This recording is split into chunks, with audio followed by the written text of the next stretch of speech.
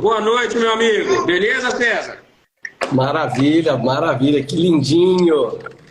Hoje eu tô com meu guri aqui, Fernando Merli, Tubarão dos Leilões aí também, show de Ele bola. tá prestando atenção no Prazer vídeo. falar com essas duas feras hoje aqui, um assunto show de bola, que é renda passiva com imóveis. E eu tava entrando aqui 8 horas, César, primeira vez que eu atraso uma live aí, eu acho que em anos de Instagram. O meu Instagram deu problema, eu tive que desinstalar e ao mesmo tempo meu menino acordou. Então a confusão desinstalando aqui para pegar ele. Mas Quem enfim, sabe prazer, faz vamos ao falar com vivo, você. parabéns. Oi? Quem sabe faz ao vivo, é isso aí. É isso aí. E obrigado por ter aceitado o convite. Para quem não conhece o César Barroso, ele é o maior especialista em kitnet do Brasil. Na verdade, em renda passiva com imóveis. Ele utiliza o instrumento kitnet para fazer renda passiva com imóveis, né? Então, é o maior especialista do Brasil nesse assunto. Então, a gente trouxe aqui o maior especialista em renda passiva e o maior especialista em escala com leilões de imóveis hoje no Brasil, que palestrou, inclusive os dois foram palestrantes lá no Invest Mob Expert, né, que foi um evento que aconteceu nos dias 2 e 3 de dezembro, que reuniu os maiores especialistas em imóveis do país. E o Fernando é o maior especialista em escala do Brasil, é conhecido aí como o Tubarão dos Leilões. Boa noite, meus amigos, sejam bem-vindos. O Fernando já é figurinha carimbada aqui, né? Todo mundo já conhece aqui. Mas eu queria que o César se apresentasse aí, falasse um pouquinho para a galera sobre a trajetória, como que surgiu essa ideia da kitnet. Eu sei que você já foi repórter aí da Rede Globo. Então, conta um pouquinho a história para a galera conhecer um pouquinho o César. E depois a gente entra aqui no assunto específico, vamos contar casos reais. O Fernando tem uma casinha lá que é boa para fazer renda passiva. Eu tenho um prédio também que nós estamos começando a bolar se dá ou não para fazer renda passiva com kitnet. Nós vamos entrar nesses assuntos práticos. Mas conta um pouquinho para a galera, se apresenta para a galera. Se eu sair aqui, pode ficar tranquilo que eu volto, é porque o Guigui aqui quer uma aguinha e até a mamãe pegar, beleza? Tá joia. Primeiramente, eu tô vendo o comentário, tem uns alunos meus chegando aqui, né? E aí eu tô lendo os comentários aqui, o Elias, que Deus abençoe César, obrigado por abrir os nossos olhos para kitnet, o Giorgio, dando boa noite. Então, fui o aluno dele, VDK 9.0. Quando a gente fala VDK e o número, é o viver de kitnet e o número da turma, né? Na pandemia, nós formamos 22 turmas, 8.000 alunos. Não foi brincadeira. A Patrícia, minha esposa, está aqui, tá todo mundo aqui. E a história mais interessante vem de um defeito meu, que é não conseguir guardar segredo, né? Tudo que alguém me fala, eu conto. Jornalista é um fofoqueiro, né, Fernando? Então, adorei ele subir da live. Fica vocês aí que eu vou ali. Adorei, é isso aí, quem sabe faz ao vivo. E aí eu contava sempre tudo, né? Aí eu aprendi depois em alta tecnologia, depois de você pagar cursos de 5, 10 mil reais para fazer parte, alta mentoria. E aí um grande sábio falou assim: aquilo que você guarda para você não prospera, porque ninguém te traz ideia nova. E aquele que pega de você e não conta para ninguém, ele também não prospera, ele pega aquilo ali e fica com aquilo. E aquele que compartilha uma ideia é como você compartilhar um pão. Você dá um pão, o outro vem um pão, fica 2 pães. Você compartilha, aliás, se você dá um pão, você fica sem pão. Não é uma história assim. Sei que quando você vem com uma ideia, o outro vem com outra. E aí você fica com 2 ideias. Então, muita coisa que eu aprendi foi por ter aberto esse mundo das kitnets nas redes sociais. Por que aberto? Porque até então era proibido falar, porque era segredo, porque é bom demais. Para que falar, né? Não tem ninguém interessado, Fernando, em fazer a vida das pessoas modificarem, sabe? O pessoal fala assim, vai ter muita kitnet, o que vai acontecer com o mundo, né? É aquele pensamento pequeno. Então, a gente compartilhou e hoje tem vários canais que repetem o modelo do jeito da gente mostrar as kitnets, visitado, né? O pessoal vai copiando, então tem várias pessoas aí buscando, e é natural, né, Fernando, que quando você começa alguma coisa inovadora, logo aparece a turma em tudo. Se você começar a criar, plantar abobrinha dá dinheiro, todo mundo vai plantar abobrinha. Vai fazer. Criar carneiro e der dinheiro, todo mundo cria, né? Kitnet Viamão, VDK 4.0 aí, o nosso queridão, acho que é o Nelson. Então, estamos felizes aqui. Maninha Porto, nós sempre compartilhamos. Sueli, que bom ter seus ensinamentos de volta. VDK 17, vê que a turma achou nós aqui, tá vendo, Fernando?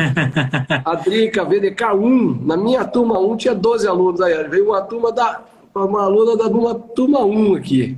Então, e é legal você falar nessa questão do compartilhamento, porque é exatamente essa hoje a força da comunidade Smart, né? Porque tem vários cursos de leilão e tal, mas o que a gente faz ali dentro, hoje com 3 mil arrematantes ali, que além da teoria, além da didática toda, você quer saber, tem a cartilha e tal, mas aí são ideias que na prática vai acontecendo e um vai ajudando o outro, então quer dizer, o caminho já fica facilitado para todo mundo e é excepcional, sabe?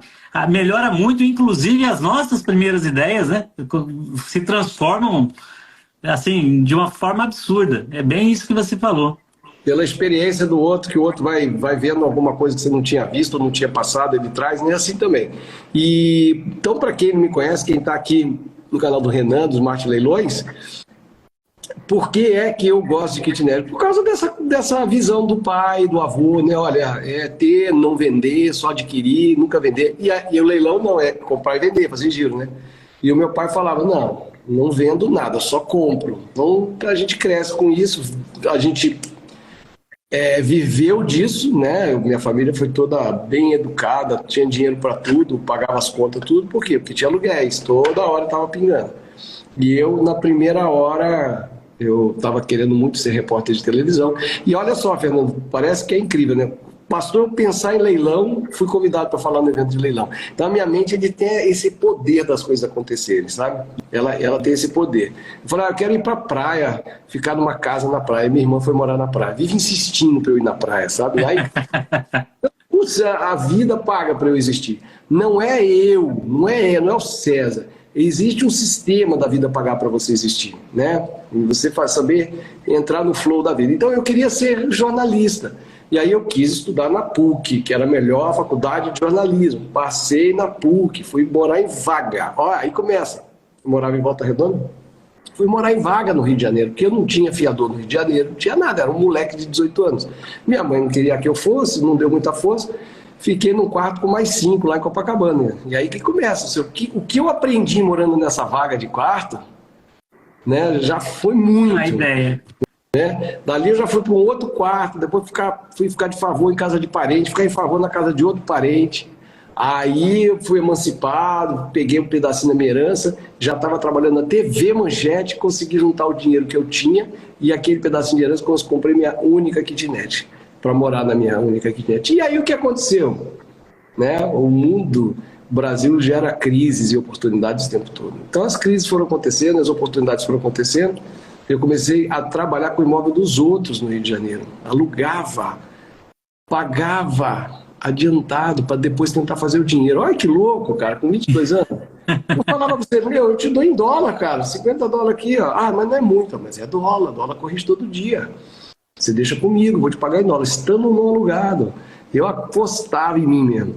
E foi a época que eu mais ganhei dinheiro. Mas eu queria ser jornalista, tinha um sonho. E como jornalista aguerrido que decidiu trabalhar na Manchete, eu consegui trabalhar na Manchete. Mas eu insisti durante 1 ano para ter uma vaga lá. Passei em todos os departamentos da TV Manchete, praticamente. Mas aí depois eu falei, eu quero trabalhar na Globo. Aí eu trabalhei numa TV da Globo, na segunda TV da Globo, na terceira TV da Globo, na quarta TV da Globo. E as kitnets têm a ver, porque eu falei assim, eu não vou procurar emprego em outra emissora que não seja a Globo. Então eu vou fazer um pé de meia. Agora eu já estou na 4ª cidade, eu não quero mais mudar de cidade. Então eu vou fazer um pé de meia para não ter que ficar correndo atrás de emprego. Foram 20 anos no corporativo, de você chegar, saber o barulho que a máquina de café faz, encontrar com os caras palitando dente com fio dental depois do almoço, de comer aquela comida com salitre do bandejão, de passar o cartão não passar, de ser demitido, não encontrar o cartão na chapeira. Sabe, se você foi demitido, você não acha o cartão na chapeira. O corpo gelando inteiro, passa no RH, né? Então, são tantas pequenas dores, tantas coisas, né? As más vontades, as injustiças dos chefes, as dificuldades. Repórter ia na rua, é chuva. Por exemplo, pensa, mas pensa que merda que é você ser repórter no fim do ano. Você faz ideia? Você trabalha o Natal e o Ano Novo. Não tem nada legal acontecendo, só tem assim, a escolha dos presentes. A rotina de não ter... A escolha... os itens de Natal estão 10% mais caros em relação ao mesmo período do ano passado. Aí vai você para o supermercado mostrar castanha. Sabe? A troca dos presentes que você ganhou no Natal, você vai para o shopping, pedir autorização do gerente do shopping para entrar com a equipe, para mostrar a loja. A escolha da roupa branca, ir para a rodovia para dizer que... Cara, aquilo não aguenta. Trânsito. Você falou assim, a Operação Papa-Fila vai ocorrer porque vão suspensas as obras nos trechos 78 e 22 da rodovia, que vai para o litoral, os melhores horários para evitar horário de pico, e estava, sei lá, sabe? Então isso tudo me empapuçou de um jeito que eu falei, eu preciso fazer alguma coisa. Chega. E aí eu falei, eu preciso ter uma renda equivalente ao meu salário, porque naquela época que eu decidi mudar, era R$ 1.980 meu salário, líquido. Então, o que eu posso fazer que faça com que eu tenha essa renda? E quando eu fiz as kitnets que chegaram nessa renda, eu falei, pronto, vou sair da Globo. Mas aí eu já estava casado, minha mulher também tinha que sair da Globo, porque ela também trabalhou 20 anos na Globo. Aí eu falei, então, para você sair, nós temos que fazer mais kitnets, para sair eu e você. E aí fomos indo, e aí a gente conseguiu sair. Isso foi em 2016. Aí eu me aposentei, estava vivendo de renda. E de lá para cá, então são 4, 7, vai para 8 anos agora só de kitnet. Exatamente. Eu saí da TV em 2013, depois ainda fiquei num cargo político, um cargo público, cargo em comissão que chama, né? Um cargo de confiança numa prefeitura, como oficial de gabinete. Tinha feito a campanha política, nós ganhamos. E em 2016 eu falei, chega, agora eu não trabalho mais. Então, agora... eu tenho esse drama, né? Esse drama de ficar em casa, né? Quando entrou a pandemia, nós trouxemos muita segurança e estabilidade para as pessoas, porque a gente já era de ficar em casa, um casal que trabalha junto, Fernando. Então, o pessoal meio querendo separar, meio desestabilizando, as coisas tudo fechado, e nós dando risada, eu falei assim, mas essa aqui é a nossa realidade, é ficar em casa, por quê? Então, foi muito legal. Na pandemia, a gente conseguiu fazer muita transformação. E aconteceu agora da gente conhecer o leilão, né? Então, eu vejo o leilão, já sei que vai ser possível colocar leilão na minha vida também, né? Vou aprender com os grandes mestres aí. E sei também que existe uma arrematação de 6 andares lá no Rio de Janeiro, que vocês fizeram. Me conta essa história aí da arrematação. Então, essa lá do Rio foi dele, né? Mas assim, de uma forma, daqui a pouco ele explica, ele já volta, ele fala. Essa eu não participei. Mas aí tem umas outras minhas, né? Por exemplo, eu tenho feito uma média. Ano passado eu fiz 40 arrematações no ano. Esse ano já passou, 42. Eu acho que vai parar por aqui. Vamos ver.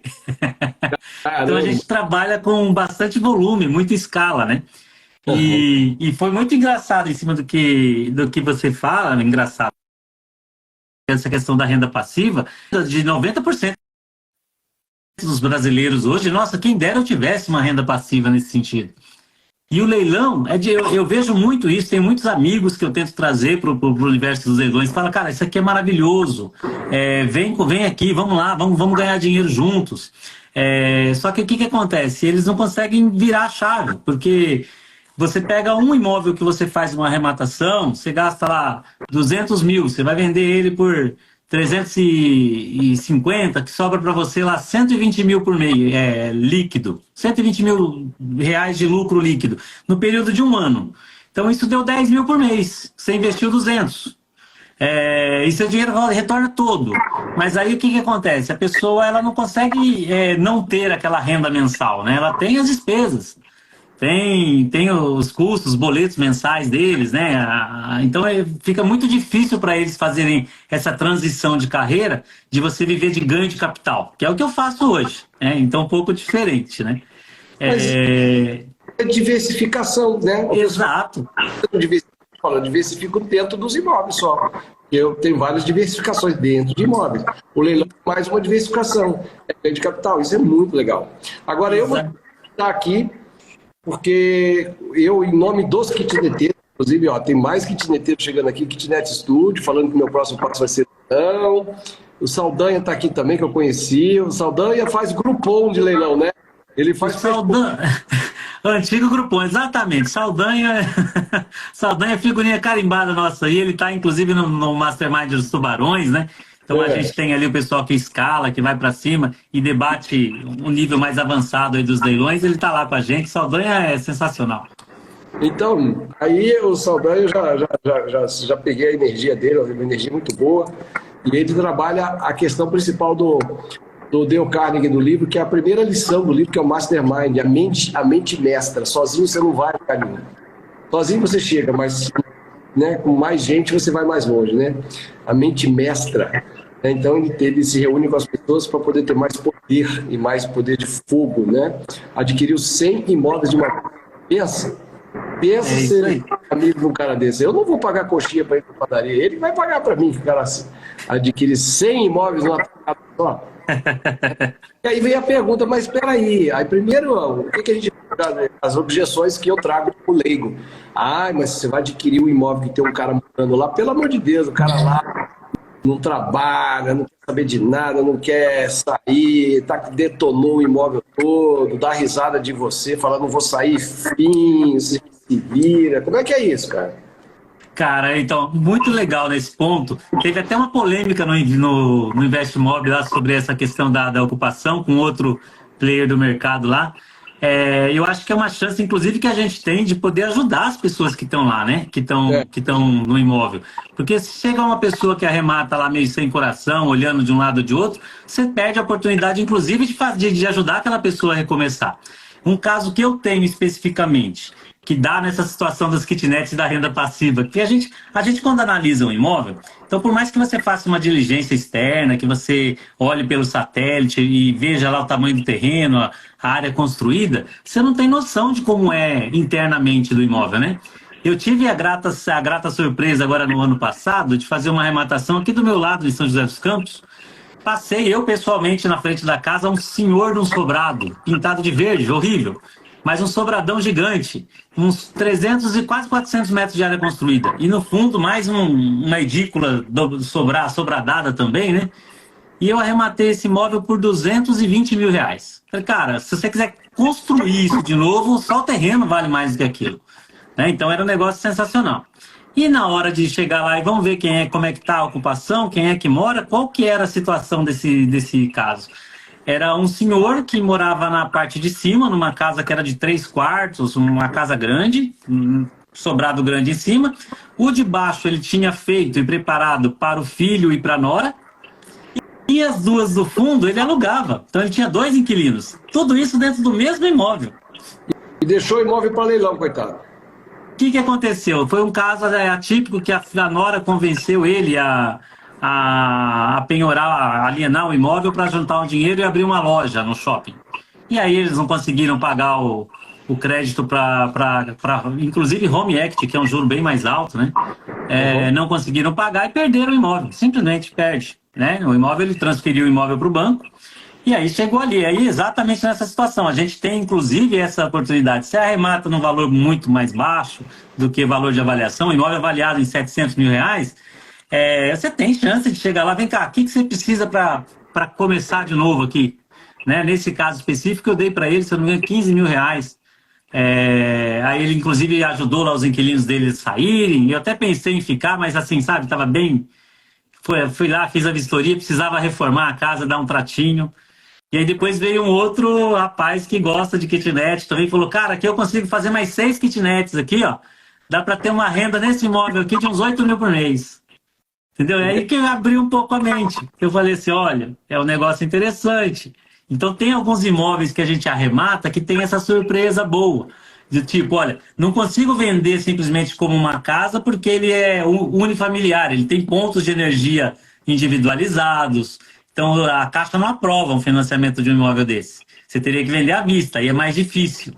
Né? E tem que um perfil específico de alguém que quer ou para morar ou só para alugar tudo aquilo. Então aí você vende como negócio, né? E mês passado agora aconteceu de novo, eu arrematei uma outra casa, um sobrado, e aí quando a gente entra na casa é a mesma coisa, individualizado, uma casa em cima, uma casa embaixo. Poxa, a vida tá me perseguindo. Pois é. Aí que tá, né? Você encontrar uma pessoa que quer comprar o imóvel para ter a renda, para ter a renda das kitnets, ele vai calcular a renda em mais de 1% para poder tirar o dinheiro do banco e te dar. Por que eu vou te dar 300 mil se eu vou receber 3 mil? 3 mil eu pego no banco um pouco menos. Não tenho dor de cabeça, tem que ser bem interessante. Exato. Né? Então você botou lá 8 mil, vai lá, consigo visualizar 8 mil, aí sim, aí você chega para o cara e fala assim, você vai me dar 800 mil? Não, me dê 500 mil que tá ótimo. 500 mil, exatamente. O pessoal pega, mas para isso você tem que ter ali uma coisa higiênica, né? Pintadinho, arrumadinho, convidativo, e às vezes tem que trocar telhado, tem que trocar porta, janela, são simples reformas tranquilas. Então isso que você está olhando por um outro ângulo, que a gente chama isso de arquitetura de negócio. Você está olhando, eu vejo a história pela porta, ou pela janela. Olha só, tem um imóvel, e esse imóvel compartimentado, ele traz uma... Aí tem gente que fala assim, não quero lidar com aquilo, não quero ter que cobrar aluguel. A gente ensina no treinamento o quê? Exatamente, administração, divulgação e criação de lista de espera de pessoas qualificadas, né? Olha, você vai ter pessoas qualificadas. Ah, mas o que é uma pessoa qualificada? Alguém melhor que você, cara. Sabe, alguém que é até mais estudado que você, alguém que você gostaria de ter como parente, né? Mas, por exemplo, eu quando penso que eu compro uma casa de conjunto habitacional de leilão, quem tá lá? É o cara que está desempregado, é o cara que quer confusão, eu fico assim com medo. Mas, como eu participei do leilão e assisti várias palestras, eu vi, Fernanda, que não é esse o maior temor, sempre tem um jeito. Eu vi um caso mesmo que a moça falou assim, vocês não querem ficar alugando aqui, né? O pessoal que estava na casa de conjunto habitacional, casa popular. Ah, não temos, não. Aí a parente lá, outra, falou, não, eu quero. Aí fez um acerto lá e está pagando aluguel. Então virou uma renda, né? Não precisou tirar a pessoa e tal. Eu acho que foi isso que eu entendi que elas fizeram. Também... Pode falar. Eu fiquei sabendo também, por exemplo, que o pessoal arrebatador viu uma propriedade muito barata, de 27 mil reais, e uma pessoa com um problema de saúde morando lá, proprietária, e com várias coisas, e o pessoal fez o quê? Vamos colocar no nosso social, vamos botar qualquer dinheiro aí, e fizeram uns Pix lá, deu muito mais de 27. Como é que você sabe dessa história? Sei, participei. Compraram a casa, o pessoal do Marconi, do Edson, compraram a casa e transferiram para a família de baixa renda e tal. Uhum. Eu acho que não foi no Piauí, alguma coisa assim. Isso, fizeram lá, o senhor falou para a patroa, gente, ninguém dá lance. Olha, o pessoal foi lá... Mas teve a concorrência pesada, começou em 10, foi terminar em 20 e pouco, Teve gente ainda que não... Teve. Que não se... Mas assim, eu até... essa é uma crença limitante, né? A gente... primeira coisa que aprende na comunidade Smart é exatamente essa, né? Olha, desocupação vai acontecer de um jeito ou de outro. Em 90% dos casos, quem ocupa o imóvel, não são pessoas assim também tão de boa índole, não. São pessoas que dão os passos, que dificultam a vida, entendeu? Mas a gente vai conduzindo a situação sempre até o melhor desfecho. Isso acontece, normal. Inclusive, na minha palestra lá, eu falei, foi esse que deu a polêmica lá, eu falei, olha, pra gente que arremata em escala, eu nem analiso o perfil de quem está lá. Primeiro eu arremato, depois eu vou solucionar. Né? Se é uma pessoa com necessidades lá, alguma coisa, a gente vai colaborar da melhor forma possível, e se é picareta, nós vamos tirar. Pra você ter uma noção, nós arrematamos agora no meio do ano uma casa no condomínio Baden, em Campinas, uma casa de 2,5 milhões. E quem usava a casa era um rapaz que tinha ficha por estelionato, golpista. Né? E desses golpistas a gente pegou, acho que foi umas 3 esse ano já. Então, do cara que dá o golpe no banco, recebe do banco e continua morando lá, e o cara que perdeu com o banco nem sabe que tinha aquela casa. Então, tem casos assim, sabe? É muito interessante. Outra pergunta que eu vou trazer para você, já que eu estou no mundo de você e os meus alunos estão aqui, você comprar em outro lugar, né? Então, por exemplo, peraí, não é legal eu comprar num lugar onde eu posso ir lá todo dia, ver como é que faz a reforma, né? e tal, e o pessoal compra em outra cidade, né? Compra em outro estado. E muito louco isso. Braço em todo lugar, né? Já rematei em Porto Alegre, Curitiba. Esse também é o poder da comunidade. Pois Né? é. Então, lá E aí, como você sabe, eu falei aqui, você já ouviu, que eu sou bocudo, entrego tudo. Eu peguei uma conversa de bastidores de vocês, que eu vou contar para os meus alunos que estão aqui, meus seguidores estão aqui, e você vai tentar me frear. Quem vê as minhas lives na feira, um monte de olhada, cutucada. Eu soube que vocês têm uns macetes assim, como, por exemplo, comprei um apartamento lá em outro estado. Aí eu compro o iFood e falo, olha, você vai lá entregar o lanche pro porteiro para pegar o telefone do porteiro, para eu ligar pro porteiro. O porteiro ver quem mora lá, se mora, se não mora, se o porteiro quer ser o cara que vai fazer a reforma, ou se o porteiro não é, se o porteiro não põe em contato com o síndico. É verdade isso? Vocês fazem até iFood, motoboy? Essa é uma só das estratégias que tem dentro da questão da comunidade. O pessoal está perguntando qual a comunidade. É a comunidade da Smart Leilões, né? Então, principalmente nesses imóveis que são mais de baixa renda, então você pega Minha Casa Minha Vida, o que acontece? Você tem que ser muito certeiro, porque a margem de lucro é pequena. Né? Então você vai arrematar um imóvel ali por 80, 90 mil, que você vai vender por 130, 140, você vai ganhar 20, 30 mil. Às vezes gastando 5, 10 mil reais. Então, quer dizer, você dá 300% de lucro, mas a margem é pequena. Então, se você erra, fica apertado. Então, nesse sentido, aí tem estratégia de todo jeito, para conseguir saber se... Porque na maioria das vezes o apartamento já está até desocupado. Né? Então, você tem alguns mentorados lá da Smart que são especializados, né, que a gente chama dos POPs. Eles já arrematam, já tem cliente no bolso já para vender. Então ele já arrematou, já tem filas de gente esperando para comprar apartamento lá. Entendeu? Então desenvolve um sistema, uma esteira de giros, é sensacional. Então... Tem mais pergunta aqui. Eu dei, os meus alunos não estão fazendo pergunta, mas eu tenho. Por quê? Eu já também recebi aluno que comprou um imóvel numa boa opção, mas não vendeu rápido. E ele ficou em capital imobilizado. Aí ele foi estudar mercado de kitnet também, né? Então, o Ricardo Brandão, tem pergunta lá na interrogação, só que nós estamos de convidado aqui, a gente não vê. Pode mandar, gente. Na verdade, a gente do leilão estava querendo saber de kitnet, mas vamos falar de leilão. A gente põe aqui as perspectivas. Não, mas se alguém quiser saber também, eu conto para vocês. Tranquilo. Porque o que acontece? Dentro do conceito todo aí, por exemplo, eu sou contra locação de imóvel, né? E com relação a essa questão da baixa liquidez, de não vender o imóvel. Muitas vezes a pessoa não está preparada para deixar o imóvel a ponto de ser vendido. Ele não faz uma estratégia. Eu adoro isso. A maioria dos meus que eu arremato, eu pego geralmente com lance único ou com pouquíssima concorrência. Porque são imóveis que as pessoas realmente não conseguem vislumbrar o potencial deles. Né? Então você faz o quê? Você prepara, você faz uma reforma, deixa ele bonito.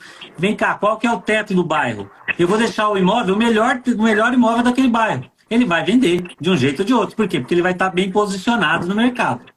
Né? Então, tudo é questão de preço, tudo é questão de posicionamento de mercado.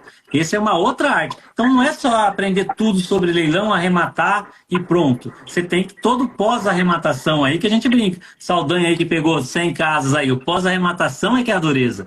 Né? Arrematar não é fácil. E a gente debate muito isso no nosso dia a dia. Cada vez mais tem uma ideia, cada imóvel tem um perfil de cliente. Então eu brinco, sempre brinco não, né? Oriento todo mundo ali. Quando você vai arrematar um imóvel, você já tem que imaginar a saída dele. Para quem eu vou vender, qual é o perfil de cliente que eu vou vender e por quanto eu vou vender.